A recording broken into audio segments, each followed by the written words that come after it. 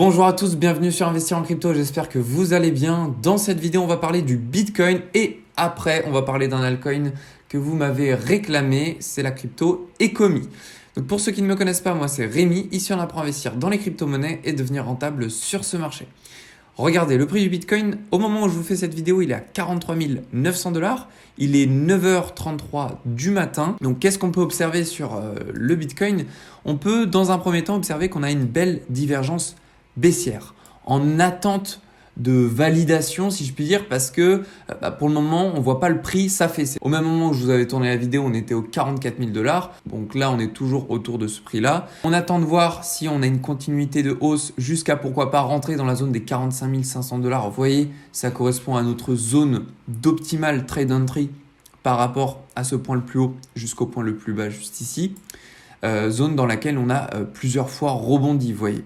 Donc, il y a de cette probabilité qu'on puisse monter ici, vous voyez, pour ensuite repartir plus bas. Ensuite, au niveau du long-short ratio, ce qu'on peut observer, c'est qu'on a toujours une majorité de personnes en train de vendre le Bitcoin.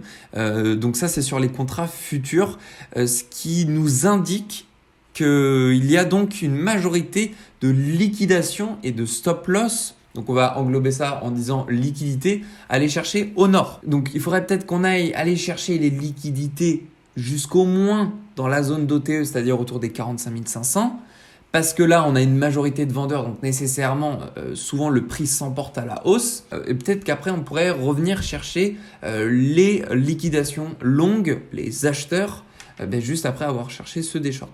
Donc c'est ce qu'on va voir. De toute façon, je vais vous parler de mon scénario après. On voit donc que les liquidations à aller chercher, on en a un tout petit peu au nord, comme vous le voyez juste ici, au moins jusqu'aux 45 000 $. Si on veut aller dans la globalité, ce serait aux 45 600, 45 500, vous voyez juste ici.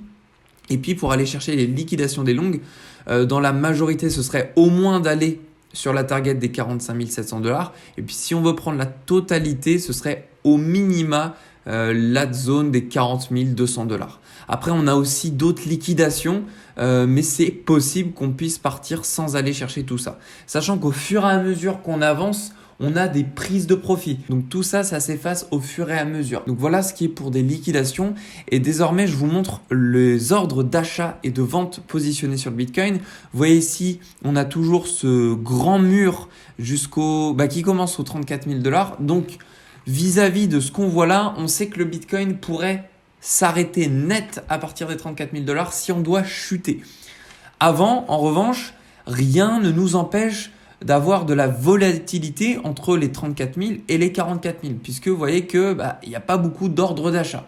Donc on peut très bien osciller de manière très facile, aisément dans cette zone-là, comme on avait pu le vivre un petit peu dans le passé. Vous voyez ici, au-dessus, c'est-à-dire qu'au moment où on était aux 37 500 $, on peut voir qu'on n'avait pas d'ordre de vente, en tout cas massif, jusqu'aux 41 600. Donc c'est ça qui nous permettait de remonter très facilement.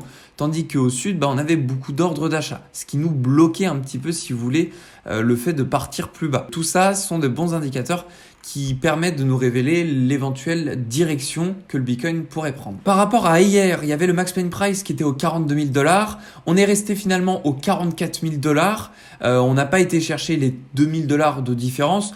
Bon, c'est pas très grave en soi. De toute façon, la chose qu'on pouvait observer hier, c'est que la majorité des positions à faire perdre, c'était au niveau des 70 000 ou 80 000 $ sur le Bitcoin. Je crois que c'était ici où justement il y avait plus de 12 milliards de positions enclenchées, puisqu'après c'était très très plat. Alors tandis que là, vous voyez, c'est un exemple, là on est le 1er avril, ça fait une sorte de U. Je sais pas si vous voyez sur la courbe orange. Donc quand vous voyez que c'est dessiné de la sorte, on pourrait se dire qu'effectivement, pour faire perdre un maximum de personnes, il faudrait se situer au point le plus bas. Donc, on pourrait osciller très bien entre les 41 000 et 39 000, 40 000 n'étant pas une nécessité en soi, mais c'est le prix de référence si on veut faire perdre un maximum de personnes sur ce produit dérivé. Le Fear and Greed Index, on a une belle remontée. Vous voyez, on est remonté autour des 46. Vous voyez, au niveau de cet indicateur. Donc, c'est-à-dire que là, on commence tout doucement, si on continue comme ça à croître, d'avoir une confiance sur le Bitcoin. Donc, c'est-à-dire qu'on pourrait très bien voir une potentielle montée du Bitcoin d'ici les jours à venir. Pourquoi je vous dis ça? Parce que, comme vous avez pu le voir, alors attendez, je vais vous dézoomer, vous allez un petit peu plus comprendre. Regardez, ici, quand on était monté, on était passé du Bitcoin à 37 000 jusqu'à 44 000. Ensuite, on est redescendu. Là, on est passé d'un Bitcoin à 39 000 à 43 000. Et puis là, vous comprenez que si on continue d'augmenter, pourquoi pas franchir la barrière des 45 000 et éventuellement un short squeeze jusqu'au 47 000. Donc maintenant, pour vous résumer un petit peu tout ce qu'on a vu, je vais vous parler de mon scénario. Le scénario en soi, il est extrêmement simple de compréhension. En fait, c'est quoi? C'est d'aller chercher notre zone d'OTE ici au 45 500 pour aller liquider les positions short qu'on a pris de manière massive. Vous pouvez le voir juste ici, on a du coup 55% de personnes prenant des positions short. Et ensuite, une fois qu'on a liquidé ces personnes, bim, on repart ici au bas, aller chercher ce support qui correspond aux clôtures daily de nos bougies, vous voyez? Donc au moins jusqu'aux 40 000 $. Et ensuite repartir très rapidement et puis là jusqu'aux 55 000 $. Si tu aimes le contenu de cette chaîne YouTube et tu souhaites me soutenir, je t'invite à t'abonner à celle-ci. Aujourd'hui, on est plus de 7 590 abonnés. Je vous en remercie à tous grandement. On va faire un petit tour sur les altcoins. On voit que le Ethereum classique nous a fait une très belle poussée. On est parti aller chercher les 50 $. Donc l'ETC très intéressant, tout simplement parce qu'on peut voir qu'il s'est arrêté pile dans la zone d'OTE. Vous voyez, en prenant ce point le plus haut jusqu'au plus bas, on a rebondi pile, vous voyez, sur cette zone des 50 $.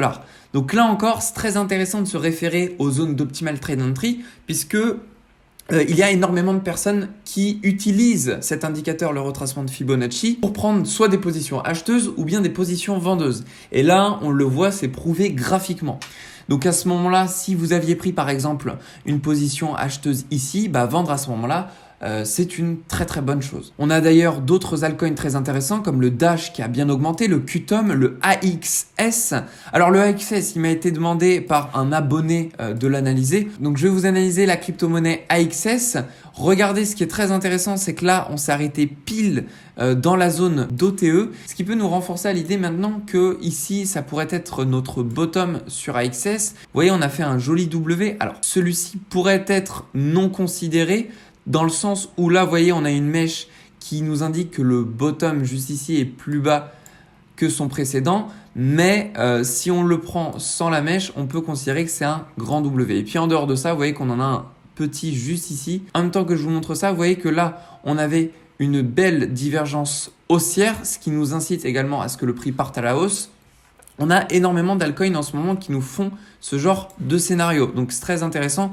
Pareil, si on corrèle le Shoppiness Index, vous voyez qu'ici on était au-dessus des 61 à partir du 18 mars 2022, juste là. Donc ok, on n'avait aucune confirmation d'un W sur lequel on aurait pu prendre position. En revanche, grâce à cet indicateur, on peut prendre des positions avant tout le monde. Et si vous aviez pris position au moment où vous voyez que le Shoppiness Index était chargé, à ce moment-là, jusqu'à aujourd'hui, vous auriez fait un profit de plus de 45%.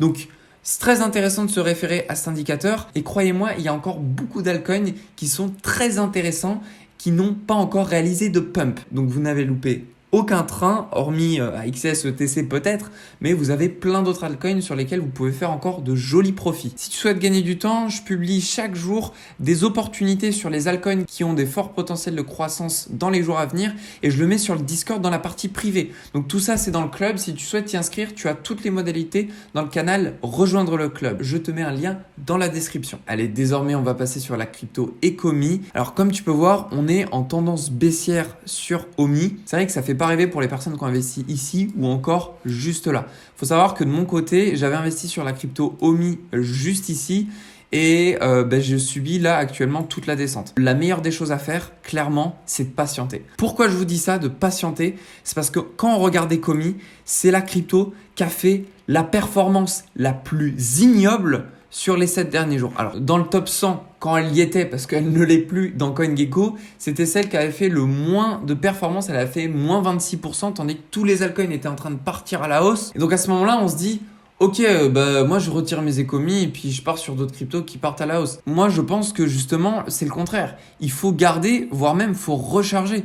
Puisque Ecomi, justement, là, on arrive sur un point où ça peut être le bottom. On est arrivé à une période où, été dernier, on était en train de stagner. C'était long, c'était ennuyeux, mais justement, ça vous laisse l'opportunité de réinvestir sur Omi pour que le jour où ça part à la hausse, bah là, vous tirez de très très bons profits. D'ailleurs, Ecomi, c'est l'une des cryptos que j'ai remarqué qu'elle est toujours en décorrélation avec les autres.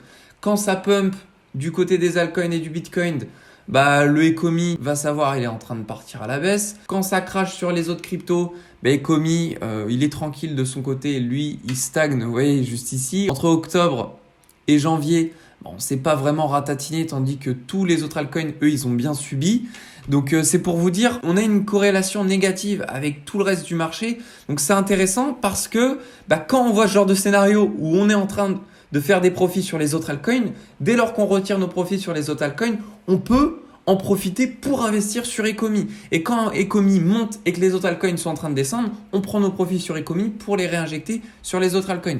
Donc voilà comment on peut voir les choses. J'avais fait ça fut un temps entre EGLD et Ecomi et ça m'avait valu de faire de très beaux profits. Donc voilà ce que je pense de Ecomi. Maintenant le bottom, il n'est peut-être pas terminé. On peut s'en arrêter ici pour pourquoi pas remonter tout doucement. Maintenant, ce qu'on peut voir, c'est que vous voyez, juste ici, on peut descendre au moins jusqu'au 0,0023 $. Ce n'est pas impossible qu'on puisse revisiter cette zone-là. Et puis, si on doit aller encore plus bas, ce serait pourquoi pas d'atteindre la zone des 0,002 $.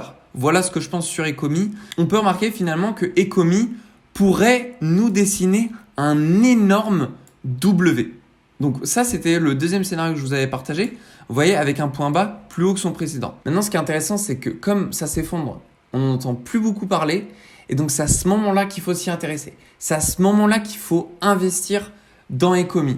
Moi, je me rappelle avoir investi dans Ecomi quand on était juste ici. Alors, dites-vous bien, quand vous investissez à 0,002 $ et qu'ensuite vous retrouvez quelques mois plus tard au 0,007 $, vous faites un 300% en mode spot.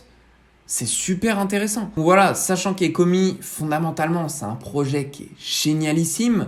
Moi, je pense que investir dessus n'est pas une mauvaise chose. Il y aura juste, je dirais une chose, ce serait de maîtriser sa patience pour faire des profits sur cette crypto. Parce qu'effectivement, quand on subit cette chute, au moment où on avait investi ici, jusqu'à maintenant, ça nous fait un moins 50%. Ça fait pas rêver, je vous l'accorde, mais avec un peu de patience, je vous assure que vous serez très rentable sur Ecomi. J'organise un concours pour ceux qui veulent gagner un petit peu d'argent. Tu as l'opportunité de gagner une grande partie des bénéfices que je fais grâce au lien affilié juste dans la description. La dernière fois que j'ai fait un concours sur ArtTrade, j'ai un lien affilié qui me permettait de gagner 8% des dépôts que vous faisiez et j'ai reversé la moitié des gains qui ont été réalisés. Et récemment, j'ai fait un live où j'ai offert plus de 120 USDT. Donc, si tu souhaites participer, je t'invite à mettre ton adresse USDT TRC20 dans la vidéo où je parle de Lucrosus Capital.